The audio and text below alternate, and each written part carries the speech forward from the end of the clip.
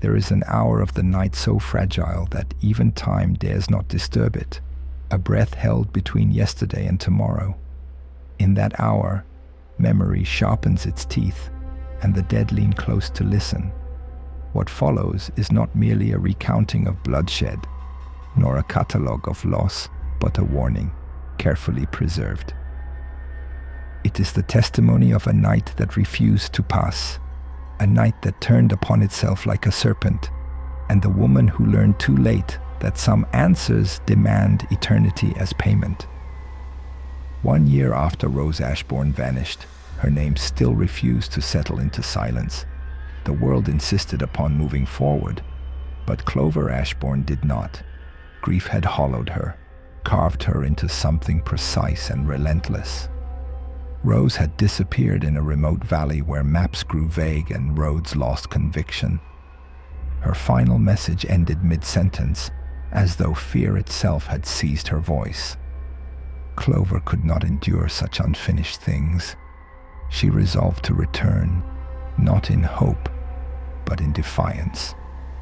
The valley lay beyond courtesy and reason, a low hollow between brooding hills where fog lingered like a mourner unwilling to depart. Once, it had welcomed visitors, laughter on trails, footsteps without dread. Then the land changed its mind. People stopped coming. Nature listened more closely. And one evening, Rose Ashbourne entered that valley and was never returned to the living world. Clover did not travel alone, for sorrow gathers companions as surely as night gathers stars. Edmund came with his facts and spectacles, believing logic might prevail. Leela followed, sharp and fearless. Thomas brought laughter, brittle and loud. Beatrice arrived last, quiet as a held breath.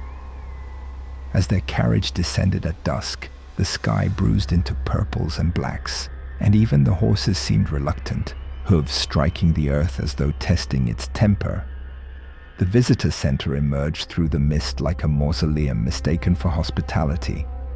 Its doors sagged, its windows clouded, its sign creaking upon rusted chains.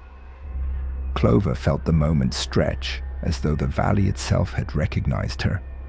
Inside, dust lay thick as snowfall, untouched for years. Maps peeled from walls. The air smelled of damp wood and something older, something remembering. Clover found the ledger upon the desk. Her sister's name stared back at her, written in elegant ink, dated precisely 1 year prior. The handwriting was unmistakable. The final entry. Lila whispered a curse. Thomas laughed too quickly. Edmund muttered theories. Beatrice turned her head, listening. Somewhere within the building, something had shifted, as though acknowledgement itself had stirred it awake. Night fell without ceremony. The torches flickered. Shadows thickened. Then they saw the masks, dozens of them, hung upon the walls, identical faces carved into calm indifference. Clover's skin crawled. Edmund suggested folklore, old rituals, abandoned theatrics, but folklore is merely truth remembered poorly, and truth, when confronted, rarely remains dormant. The first scream shattered the stillness. Thomas lay bleeding in the rear corridor, his life spilling rapidly into the dust. Above him stood a figure cloaked in dark fabric, face hidden behind one of the masks. It did not hurry. It watched. Panic scattered them. Lila fled into the woods. Edmund barricaded himself. Beatrice vanished without sound. Clover stood frozen, struck by a terrible sense of recognition she could not yet name. The valley betrayed her. Paths stretched impossibly. Trees leaned inward. One by one, her friends were taken, each death intimate, deliberate, and cruel. Clover memorized them unwillingly. When the blade finally reached her, pain burst bright, and then the world extinguished itself. Clover awoke screaming in the carriage. The sky was bruised. Thomas laughed. Edmund adjusted his spectacles. The valley awaited them. There was no wound upon her body. The night had rewound itself. With dawning horror, Clover understood this was not survival. This was imprisonment. The night would repeat until it was satisfied. She tried to warn them, to change events. Each attempt failed, yet subtle differences emerged. The killer lingered longer. The masks shifted places. New names appeared in the ledger. Once, Clover glimpsed Rose at the tree line, pale and sorrowful, dissolving into mist. The valley was not merely a place, it was a mechanism, fueled by remembrance and unresolved love. In one terrible cycle, Clover tore the mask away. Beneath it was Rose's face, not living, not dead, but suspended in accusation and grief. The vision shattered, but the truth endured. Rose had discovered the valley's secret. She had tried to stop it. Clover's return had renewed the covenant unknowingly. Beneath the visitor center, Clover found the cellar at last. Symbols spiraled across stone, pulsing faintly.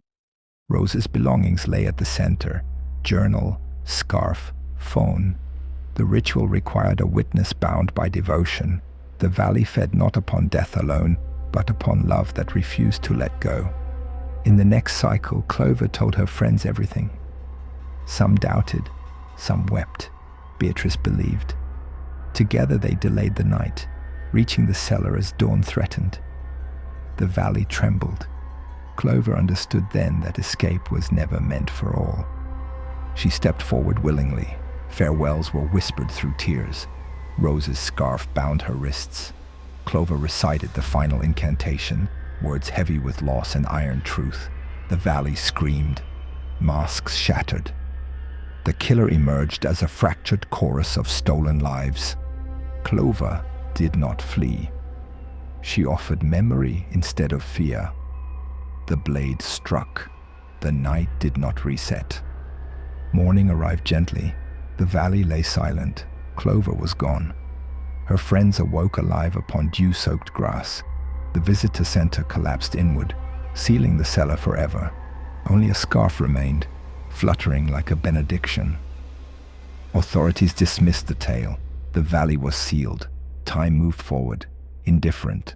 Yet locals speak of footsteps at dusk and a woman's voice warning wanderers away. They say the valley is quiet now, but quiet does not mean empty. It means waiting.